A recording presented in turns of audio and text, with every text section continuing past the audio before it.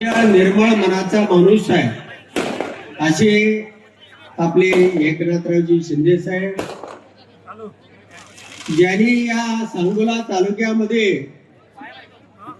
गेल्या 30-35 वर्षापासून अनेक चढ उतार पाहिले, परंतु कधीही आयुष्यामध्ये हार मानली नाही असे माझे सहकारी मित्र शाजी बापू पाटील आणि आदरणीय सर्व मंचावरील सन्माननीय सदस्य आणि समोर बसलेल्या सांगोला नगरीचे बहादर माझे तरुण मित्र, वयोवृद्ध सर्व वडीलधारी माझ्या भगिनी आणि मित्रांनो, मी गेल्या वेळेला या ठिकाणी प्रचाराला आलो होतो, पण तो डॉक्टर बाबासाहेब देशमुखांच्या प्रचाराला आलो होतो.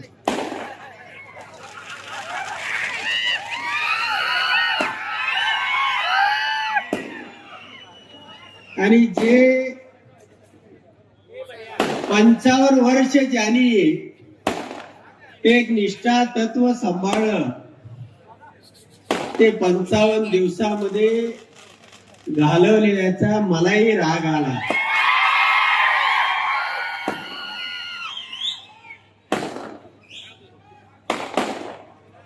बापू, तुम्ही सांगितलं म्हणून 2019 ला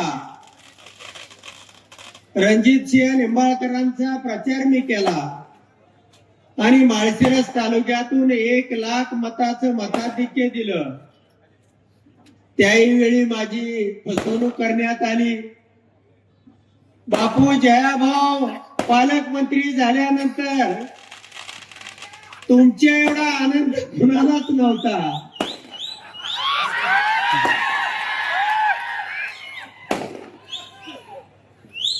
पण मला तर केलंच केलं. 2019 ला फसवलं.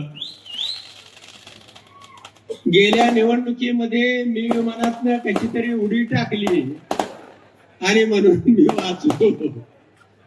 बापू, तुम्ही विमानात गेला आणि तुमचा करेक्ट कार्यक्रम त्यांनी केला. तर अशा पद्धतीनं ज्यांनी यांना मदत केलेली आहे, हे सगळे पहिल्यांदा मला केलं, पुन्हा बापूला केलं, आता बाबासाहेबाला केलं.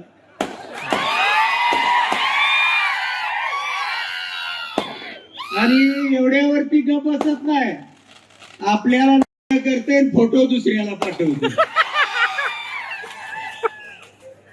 म्हणून या तालुक्यातल्या सर्व सुज्ञ मतदारांना मला सांगायचं आहे की आनंदराव माने माझा पाहुणा आहे म्हणून मी या ठिकाणी आलेलो नाही. मला तुम्हाला ही निवडणूक एक ऐतिहासिक आहे, एक वेगळी निवडणूक आहे. तुम्हा सगळ्याला गिळंकृत केलेला आहे, तुमचं अस्तित्व नामशेष केलेलं आहे. ज्या शाजी बापूंनी यांच्यासाठी जीवाचं रान केलं, त्या बापूची सुद्धा गद्दारी केली. आणि अशा पद्धतीनं एकाला सगळ्यांना या जिल्ह्यामध्ये जे चित्र दिसतंय, हे चित्र भयानक आहे. आणि त्याच्या विरोधामध्ये मी एकटाच यांना फाईट करत होतो, यांना सडकून काढत होतो. आता माझ्या जोडीला बापू आलेले आहे. आणि म्हणून आपल्याला साहेबांना पुढे जायचं आहे. परंतु ज्यांनी कुणी सूर्याजी पिसाळांनी ही रचना या सांगोल्याच्या नगराध्यक्षाची केलेली आहे, हे कुणालाही आवडलं नाही. तालुक्यातल्या एकाही माणसाला आवडलेलं नाही. आणि म्हणून हा जो जनसमुदाय दिसतोय, दुपारी 2-3 वाजता भर उन्हामध्ये ही लोक जे उभा राहिलेले आहेत, हे कशाचं चित्र आहे? ह्या लोकांच्या मनामध्ये आग आहे आणि ती आग तुम्हाला येणाऱ्या 2 तारखेला त्या ठिकाणी दाखवायची आहे.